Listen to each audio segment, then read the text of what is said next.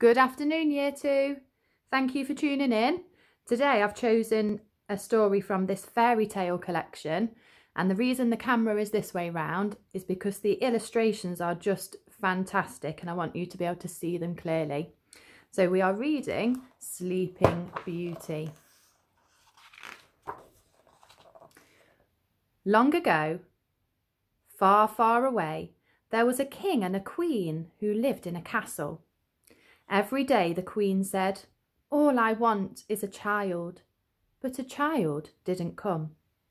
One day the queen was lying in a deep warm bath when a great fat frog leapt out of the water. "Your Majesty," it croaked, "soon you will have a daughter." "A daughter?" exclaimed the queen and smiled. And so it came to pass. Within a year, the queen had a baby girl. The king was so delighted that he ordered a feast to celebrate.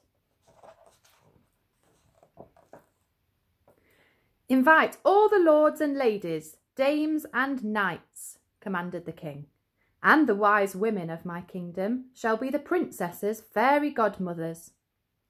But there were 13 wise women and only 12 silver plates, so the 13th wise woman was not invited. The feast was splendid, the hall magnificent, and the food delicious. At the end of the feast, each wise old woman gave the baby a magical gift. The first gave the gift of goodness, the second beauty, the third gave wealth, and the fourth gave kindness. When the last was about to give her gift, the 13th wise woman, the one who had not been invited, burst into the hall. In a terrible, terrifying voice she said, "In her 15th year, the princess will prick her finger on the needle of a spinning wheel, and she will die." Then she turned and left. The hall fell silent. Fortunately, the 12th wise woman had not yet given her gift. Although she could not undo the wicked curse, she could soften it. "The princess won't die," she promised, "but she will fall asleep for 100 years. The king cried, "Burn all the spinning wheels in my kingdom at once."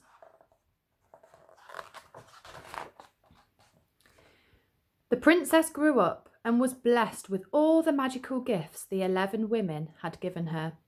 She was beautiful, kind, and full of grace. The wicked wish was forgotten.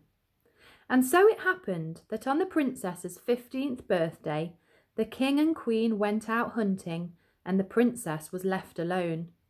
She wandered through the castle until she came to a tall tower. She climbed its narrow, winding staircase until she reached a small door.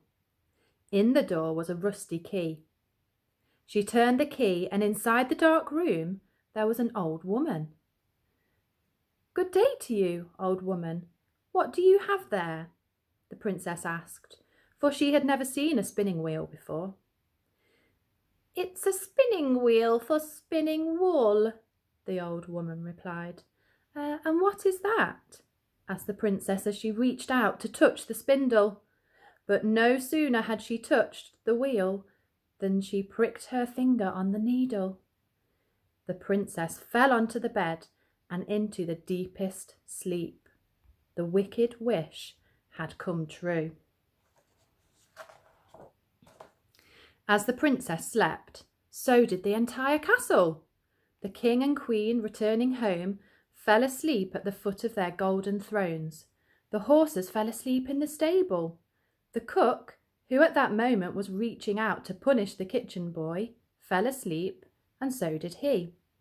The dog slept on the floor, the flies slept on the wall, all the servants, wherever they were, fell asleep. And the roast stopped sizzling, and the fire stopped flickering. Around the castle grew the thickest thorn trees, which reached higher and higher with every passing year, until only the tops of the tall towers could be seen. Throughout the land people spoke of the Sleeping Beauty. Many princes tried to enter the castle, but they got caught in the thick thorns and could never free themselves and died.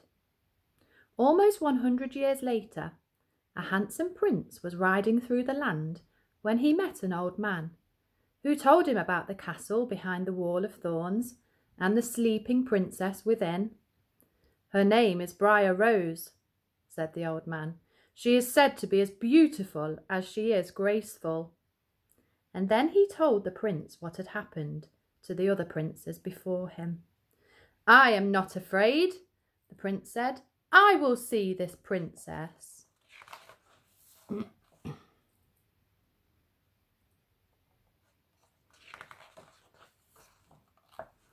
It so happened that on the day the prince reached the castle, exactly 100 years had passed.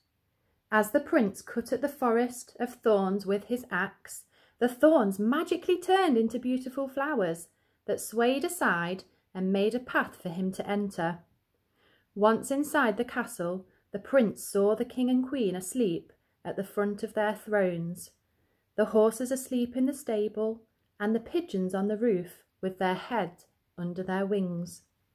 The flies slept on the wall, the dog slept on the floor, and the cat. Everyone was sleeping. Everywhere was silent.